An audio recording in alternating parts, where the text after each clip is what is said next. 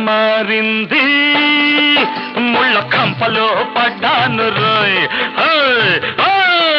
నా కర్మ కాలింది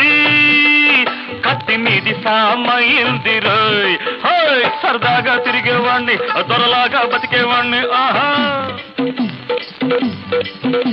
సరదాగా తిరిగేవాణ్ణి దొరలాగా బతికేవాణ్ణి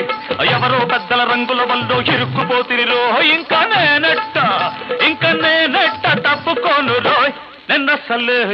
మీరు గన్ని ఎర్రోణ్ణి మరే